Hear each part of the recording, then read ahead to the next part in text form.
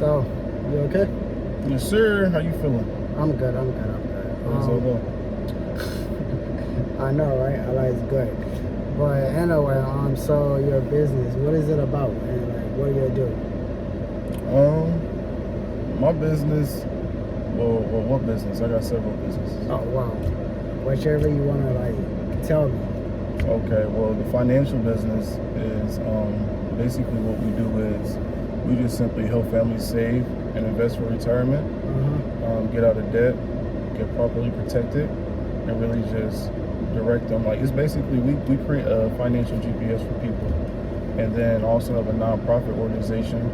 BKR stands for Believe, Knowledge, Reward, and it's basically our main pillars is mentorship, education, and creating awareness among, you feel me, forgotten communities, people that look like me and you. Also sell CMOS. You know about CMOS? You know what that is? No, I do not. CMOS is like it's literally a moss. It's a moss in the sea. You know what I'm saying? It's like kelp or something like that. But it's just extremely healthy. It has over like the periodic table, like all the elements and whatnot. It got like, you feel me, 80 to 90% of all the elements that, you feel me, our bodies need. It's a great job. Dr. Sebi got me hip to it. Dr. Sebi talked about it a lot. You know who Dr. Sebi is? I heard of the guy, but I don't. Have you heard Dr. Sebi? Sturdy John. He actually cured AIDS. Yeah, the guy I was about to say. Cure AIDS and cancer, and then he got sued by the United States government. Yeah. Sounds like them. Sounds like something they would do. But since you're talking about the young black folks like me and home over here, so what are your suggestions for the ones who are like fresh out of high school and stuff like that? Like, what do you want to say to them if they want to actually take a business path and stuff? Well, I'm gonna be honest with you. I don't feel as though like I'm humble, bro, and I'm gonna keep it real with you. Like I'm not nowhere where I need to be or want to be business wise. So I don't feel as though I'm an expert to really, you feel me, be giving people advice like that. Don't get it twisted, you feel me? Like I have my licenses, I'm studied and whatnot, and I know how to talk to people, all that good stuff. But I just say that, you feel me, just to, you feel me, give my disclaimer, you feel me? Facts. Because I'm actually working on my actual financial advisor license. So technically that's the reason why a lot of people say this is just for informational or educational purposes, because you can't give financial advice if you don't have the proper license for it. So I just got to get that disclaimer out there, because I'm not trying to hurt my financial business that I do have. However, the advice I would give them as far as a business though, is just really, bro, just do it. Like, you feel me? Like, you gotta realize a lot of people not thinking about businesses. Like, you may be thinking about businesses, he may be thinking about businesses, but like your average brother in high school ain't thinking about no damn business.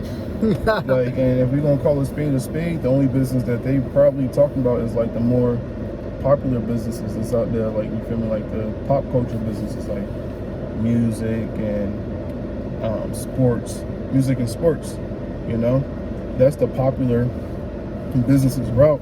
However, entrepreneurship is starting to be more popular. Eating healthy is starting to be more popular. You know what I'm saying? Just being healthy is starting to be more popular. So like, I can definitely see a change in the culture. So like, my biggest advice for people out of high school is just simply consider a business.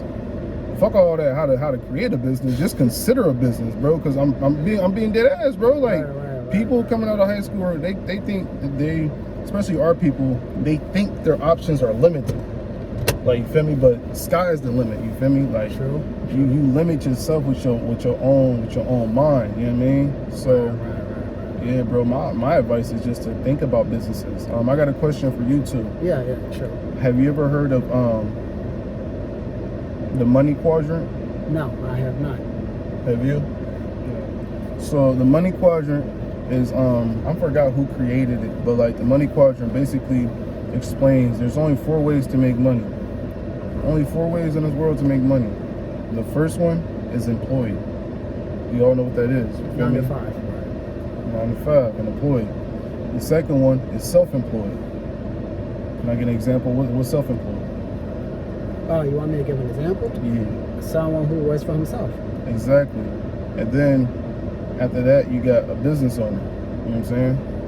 Do you know the difference between self-employed and a business owner? A business owner is someone who owns the business itself, and a self-employed is someone who works for himself, but he doesn't necessarily own a business. Did I confuse it, or that's... No, you didn't confuse it at all. You kind of just like reinstated it. You kind of vaguely, but I just to build on what you said. So, someone who is self-employed, they both own a business. If you self-employed, you own a business. You know what I'm saying? If you own a business, you own a business. You feel me? However, the difference is a lot of people claim to be business owners, but they're not really business owners if you don't have anyone actually working under your business. You feel me? A business. The difference between self-employed and a business owner is that let's put real life examples to it. Employee, right? Employee is someone at a barber shop who is like he sweeps and, like, you know what I'm saying, takes out the trash and stuff like that, or like works the cash register, you feel me, for all the barbers so they can stay doing, because they ain't never gotta, you feel me, go and cash out. They got a whole cashier that handle everything for the separate barbers. They sweep up everything, they check up on it, you know what I'm saying? That's an employee, you feel me? That's not really self-employed. He gets paid, he works 40 hours a week, get paid X amount of money. That's the employee. Self-employed is the barbers themselves within the barbershop. You feel me? Yeah. They set their own hours, they work and whatnot. That barber can be in a popping spot. It can be celebrities that come through. One of those barbers can make $100,000 a year. All right, so boom, we got employee. That's the guy who cash register sweeps up. We got self-employed. That's the barber himself. And then we got business owner. That's the person who owns the barber shop. Oh, okay. The person that owns the barber shop is probably there once a week. The person that owns the barber shop may be there more if he want to double dip in his own bag, and he probably got his own chair inside his barber shop.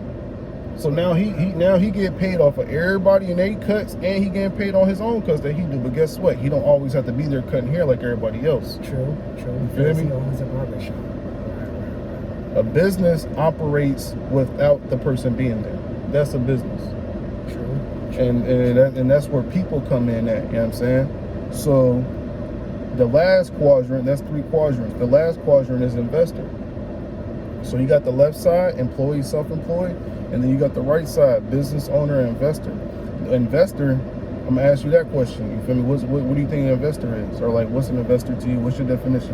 My definition is someone who gets money and invests that money in like other businesses. Like, for example, I know Kanye West, he invests in Nike and stuff like that. And so whatever amount Nike makes, Kanye make like a half of that or something, or like got you something like that. But that's an investor in my opinion. Right. So an investor, to make it put it in more simple terms, is an investor is when he or she makes money, works for him or her. You feel me?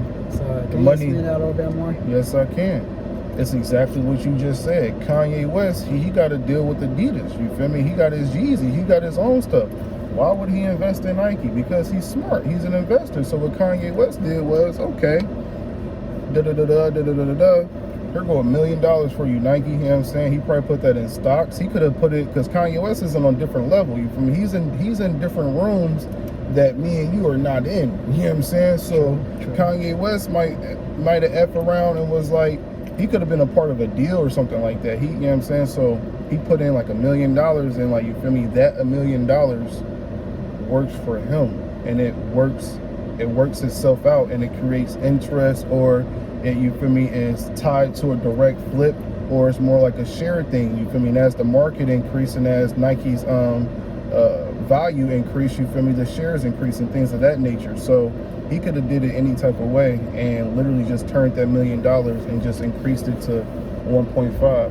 One might sit back ignorant and be like, what? He put $1 million just to make 1.5? Like, are you stupid? He just made $500,000, bro. Just from simply placing some money in the area and allowing it to grow. That's investing. That's what a lot of people don't get. A lot of people think that when you put money into something, you're supposed to get it back more double times that, but you gotta understand, you're not doing nothing. Like, while you're complaining, you're not doing nothing. You feel me? But you and I, we get it, but that's what they don't get, you know? I mean, honestly, like, do we really get it? Because how much money do we have invested? True. That's how you know if you really get it or not. You know what I'm saying? Like, I'm one of those people, bro. We always gotta make sure we remain humble. Facts. You feel me? And see if we actually doing it. Like, I don't know. That's why me personally, I don't like having conversations about Jeff Bezos and how much money he got. Like, why is you so mad? To be honest, though, like, I feel like, okay, I don't know how to say this, but like, I feel like the young generation is just so fixated on people's success.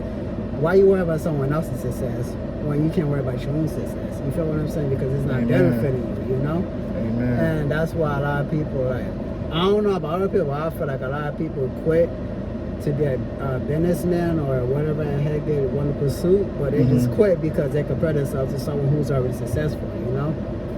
But yeah, that's my opinion on the matter. Is there anything else you want to add, or?